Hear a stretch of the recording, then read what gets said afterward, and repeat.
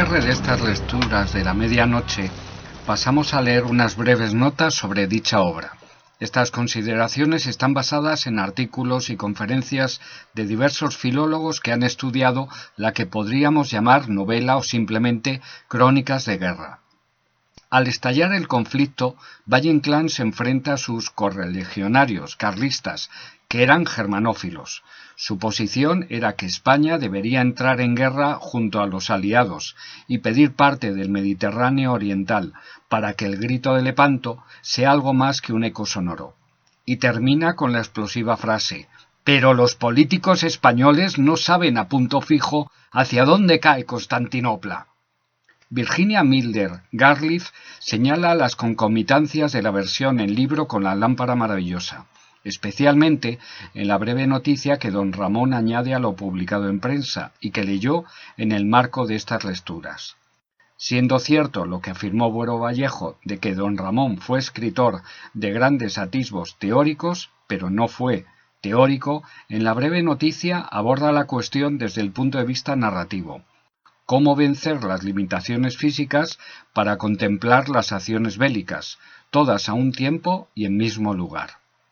A la hora de la explicación de su hallazgo se pierde en consideraciones fantasiosas y taumatúrgicas, aduciendo incluso que mi droga indica me negó su influjo.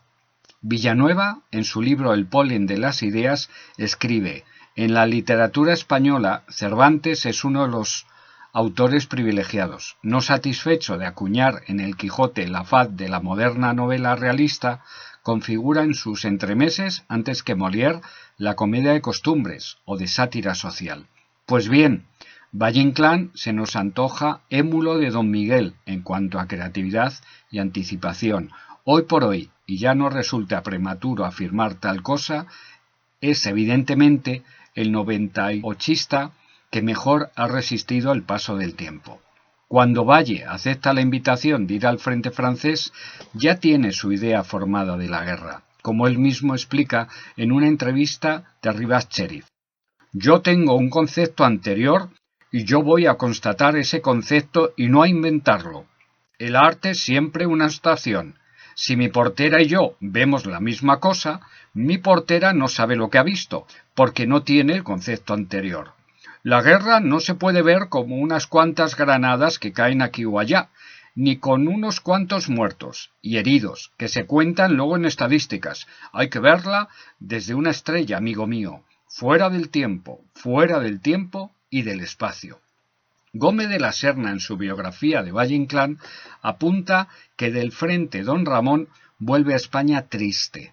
Había visto que la guerra ya no era una epopeya, sino algo monótono y feo, algo que visto tan de cerca como él había contemplado, ni siquiera veía. De un trabajo de Susana Rubio traemos estas notas. Valle-Inclán quiere condensar en muy poco tiempo y espacio todo lo que sucede en la guerra. Esta idea de espacialización y simultaneidad remite a la pintura de Bruegel o del Bosco, que Valle conocía muy bien. En la medianoche nos encontramos con 40 capítulos cortos, o escenas, o cuadros, de diferentes fragmentos de la guerra en diferentes frentes del suelo francés que se suceden aparentemente sin orden, y a la vez son simultáneos. Luego, con más detenimiento, vemos que la colocación de estas escenas no es tan azarosa, sino que obedece a 3 focos espaciales: las trincheras, los pueblos destruidos y los caminos de retaguardia. Al igual que su colocación tiene una intención de contraste entre el lado alemán y el francés.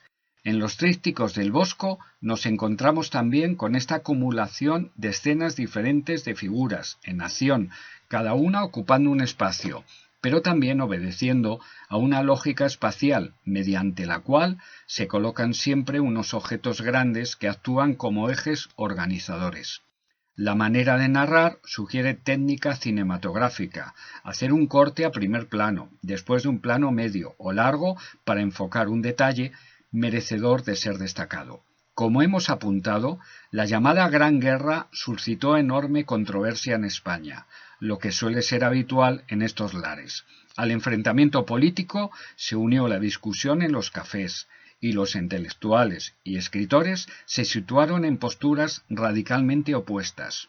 De esto nos ocuparemos a continuación, en las líneas siguientes, como final de estas notas. José Francés, en La muerte en danza, dice: en los viejos y en los envejecidos predominan los partidarios de Alemania, en los jóvenes los partidarios de Francia. Los viejos y los envejecidos, incluso los que perteneciendo a ese grupo sienten simpatía por Francia, desean intervenir bélicamente en la guerra impulsados por la ilógica, suicida, inconsciente, sin razón, que nos llevó a los anteriores fracasos. Los jóvenes se oponen absolutamente, enérgicamente a la guerra, y esta opinión de la juventud es la verdadera opinión de España. En sus memorias, Rafael Cansino Sassens escribe: oficialmente los españoles somos neutrales, pero en realidad no es así. Todos estamos divididos en bandos beligerantes. Tenemos una guerra intestina de ideas y simpatías, que empieza en el propio palacio, donde el rey y su madre, la austriaca, son partidarios de los alemanes, mientras la reina inglesa lo es de los suyos. En el periódico también hay dos bandos. El marqués, la marquesa y su camarilla son germanófilos. Juan de Aragón y sus adictos somos aliadófilos. Álvaro Insúa señala: 7 años de periodismo activo y aliadófilo en ABC, La Correspondencia de España. Frialdad, impopularidad hay siempre en torno mío. Se me acusaba de francofilia exagerada y tal vez venal, vendido a los franceses. También es conocida la foto de Vicente Blasco Ibáñez visitando las trincheras. De esta experiencia nació su novela Los 4 jinetes del Apocalipsis. Ollo y Vinen, Zamacois y muchos otros editaron libros y escribieron artículos a favor y en contra de los bandos contendientes. Francis Scott Fitzgerald llevaría a sus protagonistas de Tender is the Night a visitar las zonas de la batalla del Somme y experimentar la impresión de estar en el mismo lugar de muerte del mundo despreocupado de antes. Kipling, Wells, Conan Doyle también estuvieron presentes en diferentes frentes y autores de crónicas con un fuerte contenido antigermánico aparecen. El cine no quedó al margen de esta contienda. Senderos de Gloria es una de las numerosas películas sobre la Gran Guerra.